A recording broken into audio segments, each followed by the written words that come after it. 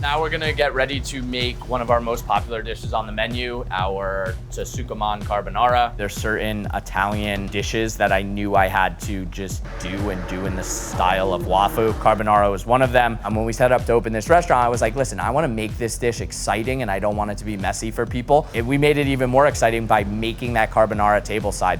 So the bowl of ramen is our mochi ramen. We basically dress that in chicken fat. We're covering the whole bowl of ramen with Parmesan Reggiano cheese. And then we have a small bowl on the side that has our carbonara sauce in it. We put an egg yolk in there, cover it with scallions, a little bit of black pepper, and tableside our servers will mix the yolk down into the carbonara sauce, and then they pour it over the top of the mochi ramen, and it turned into a way more exciting dish than your traditional just noodles and carbonara.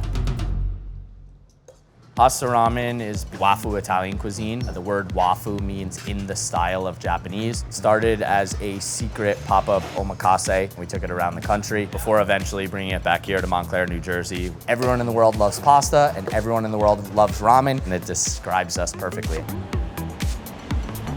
It's around 9 a.m.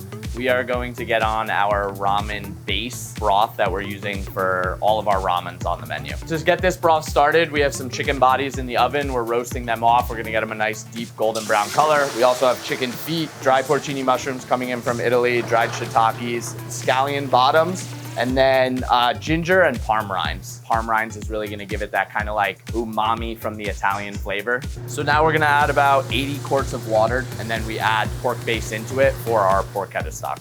So this is probably gonna go for 3-4 hours. I was first introduced to wafu Italian when I was backpacking throughout Italy, going to high-end restaurants that were using Japanese ingredients. I just like fell in love with it. I thought it was the coolest thing ever. Now we are taking our belly out. This is probably the most important part of our porchetta tonkotsu ramen. So we started the broth earlier this morning. This was one of my first real ideas when it came to wafu Italian cuisine. I wanted to take your normal chashu and combine it with porchetta. So this came out of the brine, and now he's just gonna get a really hard sear on it. When we're searing this off, it's gonna get like a really nice caramelization on the outside. That caramelization is gonna be a lot of where the flavor comes from.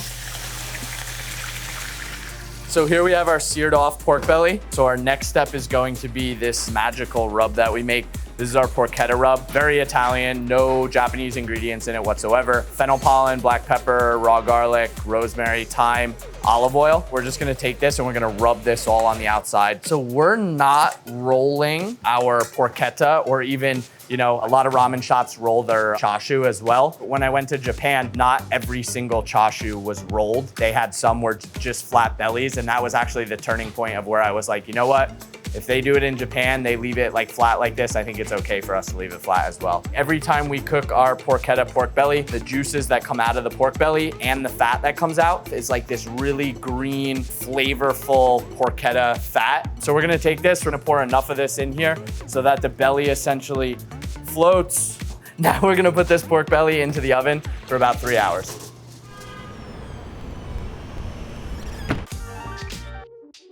So we just got our Sun Noodle delivery in for the week.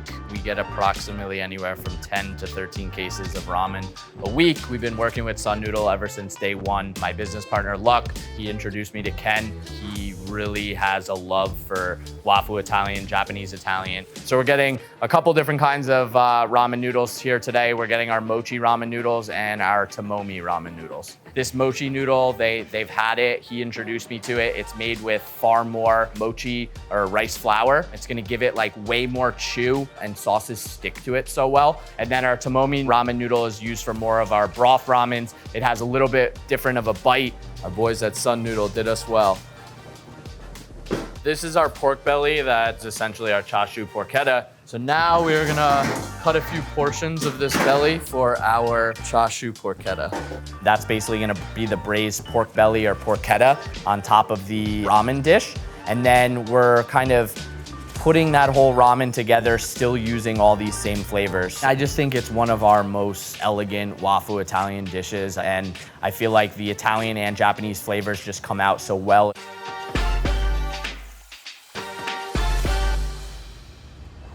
All right, right, so we are gonna start our R&D process here for these Japanese Italian or wafu Italian sandos. And then one of my favorite people to taste is going to let us know his opinion. Good friend of mine, mentor, Chef Morimoto. He's opening one of his New Jersey flagships down the street, MM by Morimoto. So we're gonna run one of these down the street and give him a taste. Now that's a piece of pork. You ready? We got streets to cross. This is real life shit. My business partner just signed with Morimoto. They're opening some restaurants together. So we have MM by Morimoto opening down the street here in Montclair, New Jersey. Wagyu, chicken, pork.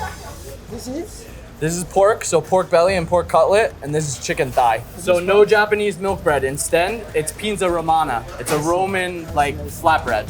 What is the vegetable? Arugula. What's the seasoning? This is tonkotsu. Oh, tonkotsu sauce. That's Japanese secret. I don't know why, you know. So this guy knows Japanese secret.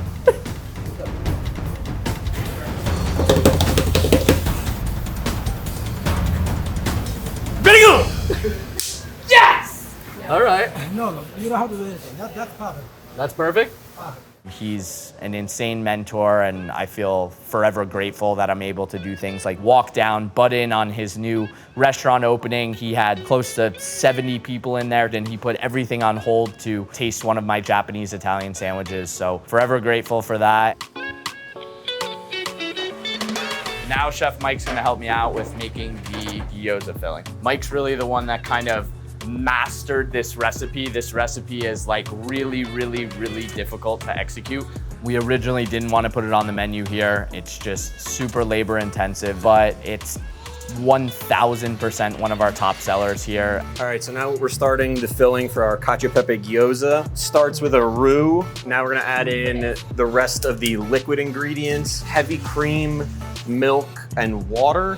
Cacio Pepe sauce is a runny, loose sauce, and we had to come up with a way to thicken it. I didn't want it to like really burst when you bit into it, but I wanted it to be like stringy and cheesy. We put tons of Parmesan Reggiano. That's where the flavor's coming from. Shredded mozzarella is just gonna be used to like thicken it. When I decided to embark on kind of wafu Italian cuisine, I met a guy named Nobu. He runs a company called Yama Seafood, and I was at Yama Seafood 3:30 every morning during the pandemic, learning all about Japanese cuisine. And that's when I really learned that I am horrible at pronouncing Japanese words, and he is the one that like rides me till the end. But he's probably one of our most supportive purveyors.